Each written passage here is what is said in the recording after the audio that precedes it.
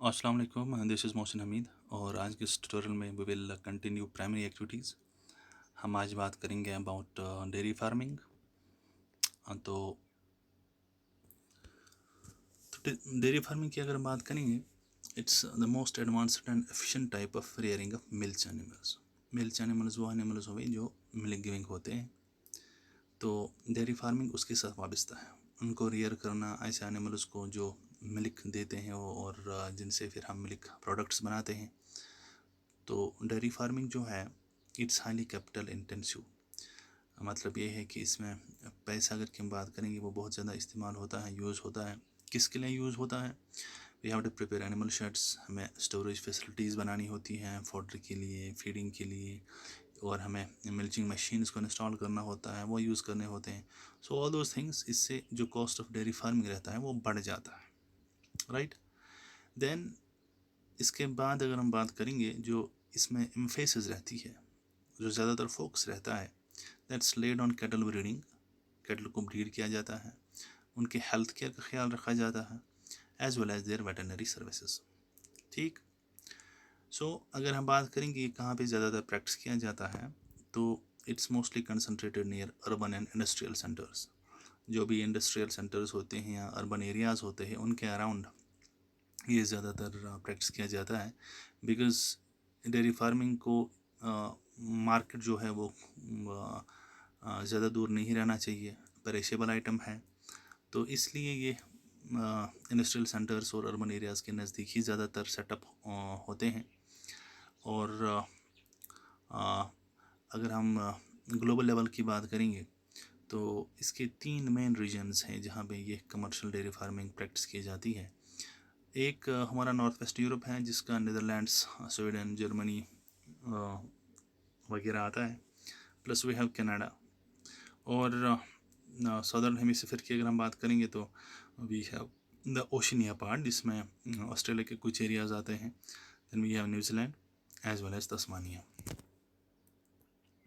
तो उसके बाद हमारा अगला जो है टाइप ऑफ एग्रीकल्चर, वो है मेडिटेरेनियन एग्रीकल्चर।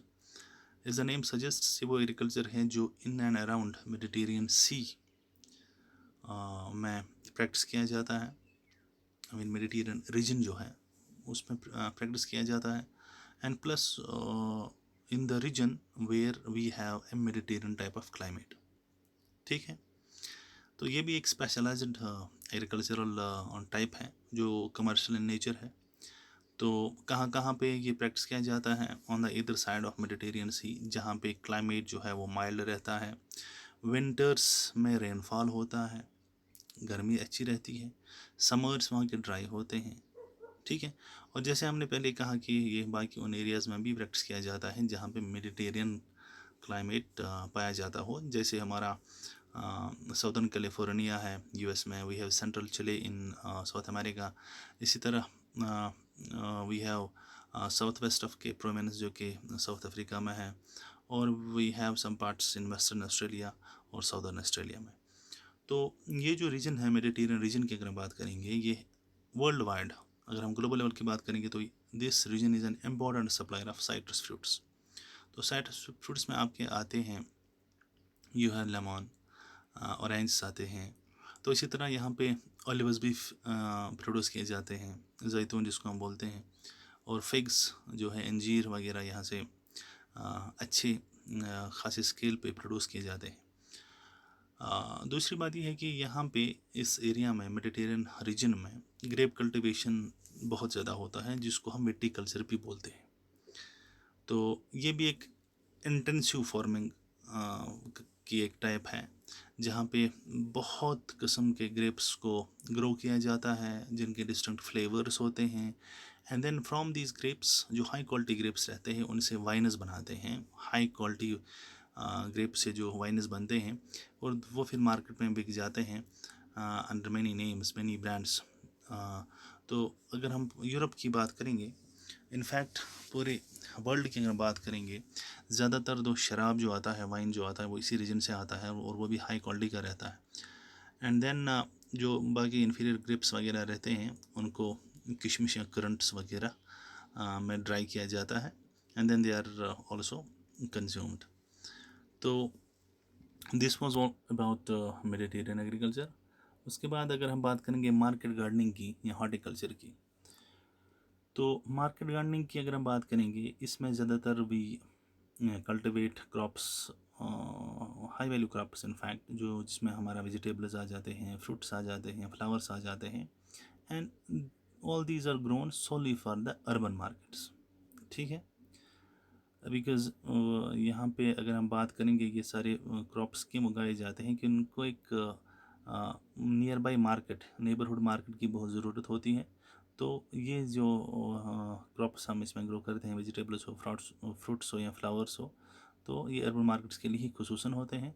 इसमें क्या होता है कि फार्म साइज़ जो है वो स्मॉल रहता है, और वहाँ पे लोकेशन इनकी रहती है जहाँ पे एक ट्रांसपोर्टेशन नेटवर्क अच्छा हो, और जो अर्बन एरियाज़ में, चूँकि आपको पता है कि वहाँ पे हाई इनकम ग्रुप रहता है कंज्यूमर्स का, तो ये कोशिश रहती है कि वही जगह आइडेंटिफाई की जाए, और ये प्रैक्टिस किया जाए जहाँ पे एक अच्छा ट्रांसपोर्टेशन नेटवर्क हो और मार्केट भी अच्छा हो।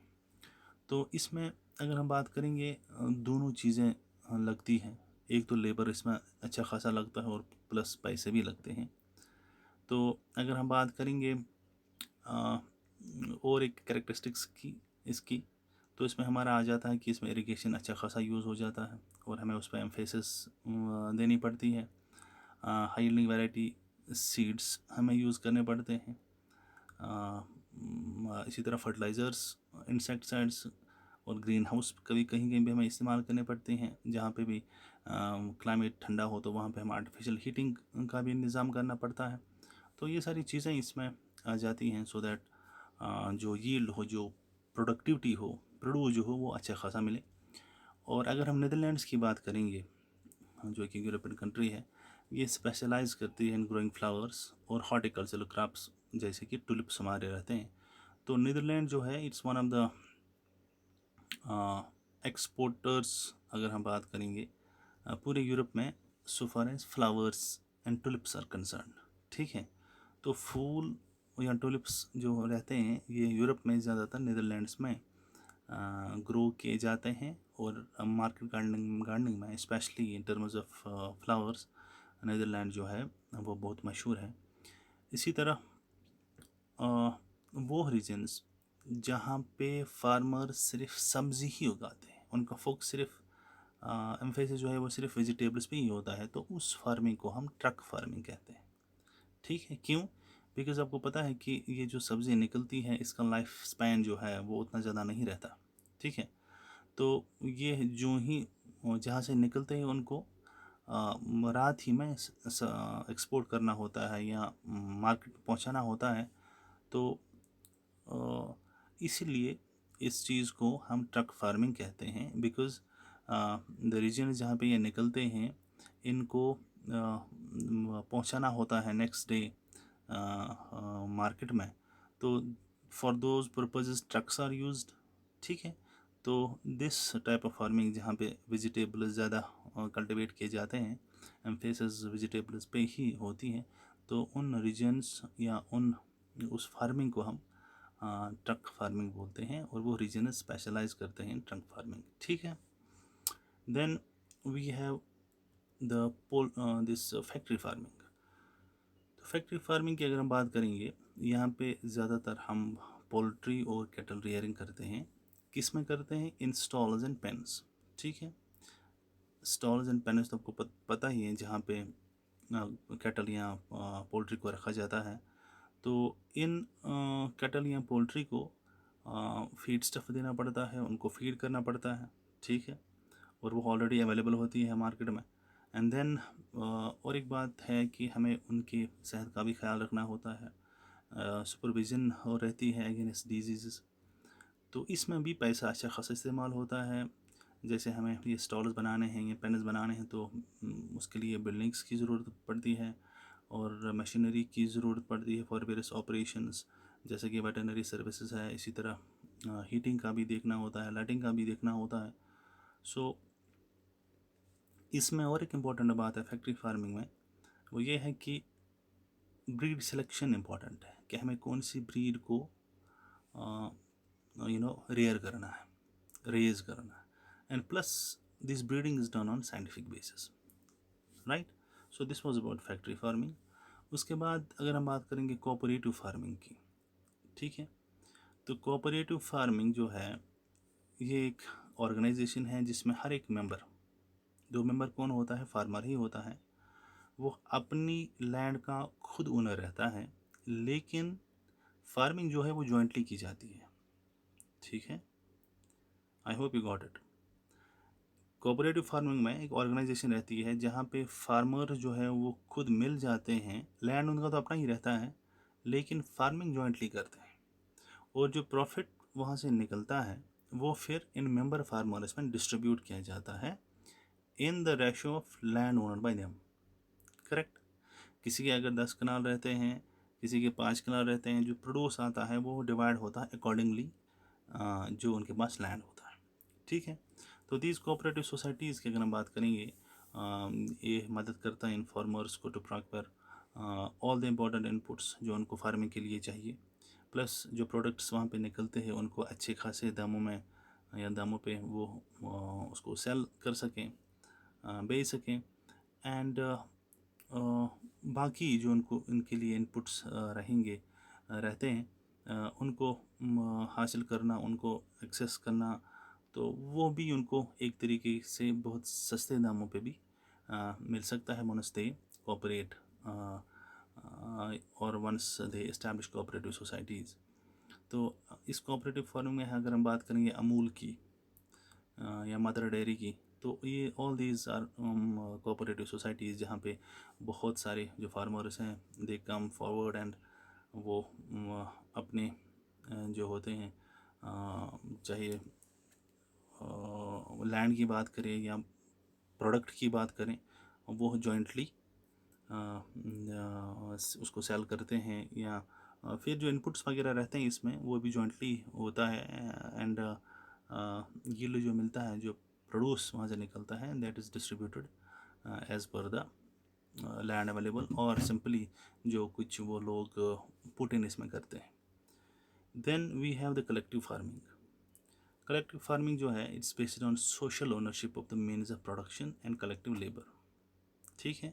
यहाँ पे क्या होता है कि जो फार्मर्स होते हैं वो अपने रिसोर्सेज, चाहे लैंड हो, लाइव स्टॉक हो, या लेबर हो, मजदूरी हो, वो पूल करते हैं, ठीक है. और इस लैंड में थोड़ा सा पोर्शन इनको अपने लिए रखना पड़ता है ताकि वो अपने नीड्स के हिसाब से क्रॉप्स ग्रो करें. बाकी जो है वो उनको पूल करना पड़ता है, वो एक किस्म का उनको स्टेट को देना पड़ता है, ठीक है, गवर्नमेंट को देना पड़ता है. देन व्हाट हैपेंस कि गवर्नमेंट जो है वो ईयरली टारगेट सेट करता है, और जो कुछ निकलता है it is sold to the state at fixed prices, ठीक है. गवर्नमेंट जो कुछ तय करेगा उसी के हिसाब से इनको चलना पड़ता है. यहाँ पे इनको अपनी मर्ज़ी नहीं रहती है, ठीक है. अगर कलेक्टिव फार्मिंग की हम बात करेंगे, इसमें गवर्नमेंट का सही ज़्यादा रहता है, ठीक है. अगर किसी के पास 10 कनाल है, उसको 9 या 9.5 देने पड़ते हैं टुवर्ड्स गवर्नमेंट, और जो कुछ बचा कुचा उसका रहता है उसमें वो अपने लिए सब्ज़ी वगैरह कमा लेता है, और गवर्नमेंट ही डिसाइड करता है कि हमें कितना निकलना चाहिए, प्रोड्यूस कितना निकलना चाहिए एक सीज़न में या एक साल में, और फिर वही प्रोड्यूस हमें गवर्नमेंट को डायरेक्टली बेचना पड़ता है एट फिक्स्ड प्राइसेस. हम उसमें मनमानी नहीं कर सकते, ठीक है. जो कुछ उन्होंने रेट्स रखे हैं उनके हिसाब से हमें वो सेल भी करना पड़ता है. देन अगर कुछ ज़्यादा निकलता है, अगर प्रोड्यूस जो है फॉर एग्जांपल हमारा टारगेट है 100 क्विंटल, अगर 120 क्विंटल निकलते हैं तो वो 20 quintal it is distributed among the members, ठीक है. एंड देन द फार्मर जो है दे आर सपोज टू पे टैक्सेस. कोई भी चीज़ इनपुट लेना हो, उनको कोई भी चीज़ चाहिए, उस पर उनको टैक्स देना पड़ता है. तो अगर हम सोवियत यूनियन की बात करेंगे, अर्सवाइल सोवियत यूनियन की, तो वहाँ पे ये मॉडल जो है जिसको हम कोलकोज मॉडल बोलते हैं वो इंट्रोड्यूस किया गया था. क्यों? जस्ट ये कि जो उनके एग्रीकल्चरल मेथड्स थे प्रीवियसली वो उतने ज़्यादा एफिशिएंट नहीं थे, तो उसको थोड़ा इम्प्रोवाइज़ करने के लिए ये मॉडल इस्तेमाल किया गया था ताकि एग्रीकल्चरल प्रोडक्शन जो है वो इंक्रीज़ हो जाए. बट धीरे धीरे अगर हम इसकी बात करेंगे, इसके जो कैरेक्टरिस्टिक्स थे वो उतनी ज़्यादा वो ठीक नहीं थे, और जो फार्मर्स थे दे वर अगेंस्ट इट, तो अल्टीमेटली इट फेल्ड, ठीक है. Then we have the mining, agriculture को हमने क्लियर किया। उसके बाद वी हैव माइनिंग। माइनिंग की अगर हम बात करेंगे, इफ़ यू गो फॉर इस definition, it simply refers to the extraction of useful minerals from the earth. ठीक है, तो माइनिंग की अगर हम बात करेंगे, ये बहुत पीछे से, बहुत हिस्ट्री से चल रही है। इसकी जो हिस्ट्री है वो बहुत लॉन्ग है, लेकिन एक्चुअल डेवलपमेंट की अगर हम बात करेंगे तो वो स्टार्ट हुआ विद द इंडस्ट्रियल रेवोल्यूशन। ठीक है, तो इंडस्ट्रियल रेवोल्यूशन के साथ साथ इसकी जो इम्पोर्टेंस है वो भी बढ़ गई। अब माइनिंग एक्टिविटी की अगर हम बात करेंगे, इट इज़ जो it it it depends on certain factors. One, हमारा जो फिजिकल फैक्टर्स हैं, जैसे कि साइज़, ग्रेड जो है, या mode of occurrence of deposits. एक तो साइज़ ऑफ माइनिंग की अगर बात करें, माइनस की बात करें, और ग्रेड कैसा निकलता है, प्लस मोड ऑफ ओकरेंस जो है कहाँ निकलता है, ये सरफेस में ही है या बहुत डीप सीटेड है, तो उस पर डिपेंड करता है। तो वो फिजिकल फैक्टर्स में आ जाते हैं। इसी तरह दूसरा जो है वो इकोनॉमिक फैक्टर्स है। इकोनॉमी में आपका डिमांड ऑफ द मिनरल कैसा है, टेक्नोलॉजी अवेलेबल कैसी है, मतलब simply it it involves the capital part. ठीक है, मनी पार्ट, लेबर की हम बात करेंगे, ट्रांसपोर्टेशन कॉस्ट की बात करेंगे, मशीनरी या इंफ्रास्ट्रक्चर को डेवलपमेंट की बात करें, तो all these come under economic factors, right. Then we have the methods of mining. So on the mode of occurrence and nature of ore. ठीक है, कहाँ पे और जो है उसका नेचर कैसा है, अच्छा है, ग्रेड इसका कैसा है, अच्छा है, कितना अच्छा है। Mining can be either surface mining और अंडरग्राउंड माइनिंग। तो दो किस्म है इस माइनिंग के। वन, इधर कैन बी सरफेस माइनिंग, जिसको हम ओपन कास्ट माइनिंग भी कहते हैं, सबसे ईजिएस्ट है, चीपेस्ट वे है माइनिंग की। और this surface mining it lies close to the surface, ये हमें ज़्यादा डीप जाने की ज़रूरत नहीं रहती है, बिल्कुल खुला रहता है, तो इसको हम ओपन कास्ट माइनिंग भी बोलते हैं। तो इसमें जो ओवरहेड कॉस्ट्स रहते हैं, जो इनपुट्स रहते हैं in comparison to underground mining, वो बहुत कम रहते हैं। और this is one of the methods जो कि कॉमन है। तो इसमें अगर आप इस पहले वाली इमेज को देखेंगे, you can see this an open cast mining, बिल्कुल वाइड रहती है, ओपन रहती है। तो सिंपली द मशीन जो रहते हैं, एक्सकेवेटर जो होते हैं, वो जाते हैं, तो they can extract the mineral, जो कुछ भी हो, then it is being carried to the factories for processing and all. तो ये रहा ओपन कास्ट माइनिंग। अगर हम अंडरग्राउंड माइनिंग की बात करेंगे, तो you can simply make a difference between these two types of mining. Open cast बिल्कुल you can say it's open in the surface. और अंडरग्राउंड की अगर बात करेंगे, इसमें अगर आप देखेंगे हमें नीचे जाना पड़ता है, तो for this you need a lot of things. ठीक है, तो अंडरग्राउंड माइनिंग जो है ये उन एरियाज़ में की जाती है जहाँ पे ओर जो है वो बहुत डीप सीटेड रहते हैं, वो ज़मीन के अंदर रहते हैं। तो इसमें बहुत सारे मेथड, जैसे मैंने कहा, यूज़ किए जाते हैं। वर्टिकल शाफ्ट्स यूज़ किए जाते हैं, जिससे हम उन गैलरीज तक पहुंच सकते हैं। यू कैन सी, ये शाफ्ट्स यूज़ किए जाते हैं जिससे हम नीचे तक पहुंच सकें। यू हैव लिफ्ट्स, वेंटिलेशन होनी चाहिए, पंप्स होने चाहिए, एंड देन और भी इसमें जो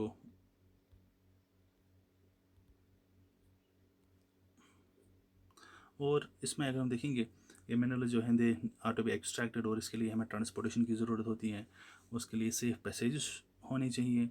तो जैसे हमने कहा कि इसमें हम बहुत कुछ चीज़ों को हमें मद्देनज़र रखना होता है, लाइक इसमें स्पेशली डिज़ाइन लिफ्ट्स रहते हैं, ड्रिल्स रहते हैं, इसी तरह हॉलेज व्हीकल्स रहते हैं, वेंटिलेशन का सिस्टम ज़रूरी होना चाहिए, लाइटिंग का सिस्टम होना चाहिए, और जो ट्रांसपोर्टेशन ऑफ पीपल और मटेरियल हो वो एफिशिएंट रहना चाहिए।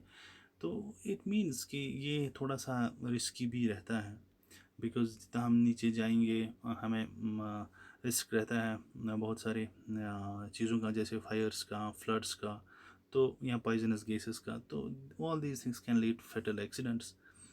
तो अगर हम बात करेंगे अंडरग्राउंड माइनिंग की, तो डेवलप्ड कंट्रीज़ में अगर हम बात करें तो इसके बहुत हाई लेबर कॉस्ट्स देखने को मिलते हैं। और इतना ही नहीं, जो प्रोसेसिंग रहता है या रिफाइनिंग स्टेज का रहता है तो वो ज़्यादा हाई कॉस्टली रहता है। डेवलप्ड कंट्रीज़ की मैं बात करता हूँ। तो डेवलपिंग कंट्रीज़ में जहाँ पे आपको इजीली लेबर फोर्स अवेलेबल हो, चीप लेबर अवेलेबल हो, तो वो भी चाहते हैं कि हमारे जो स्टैंडर्ड्स ऑफ लिविंग है वो अच्छे बन जाएं, तो वहाँ पे ये भी आम है, right. So this was about the primary activities, जिसमें हमने एग्रीकल्चर के बारे में बात की एंड माइनिंग के बारे में बात की। तो आई होप आपने एक आइडिया मिल गया होगा व्हाट प्राइमरी एक्टिविटीज़ आर, उसके टाइप्स क्या हैं और करेक्टरिस्टिक्स क्या हैं। तो थैंक यू वेरी मच।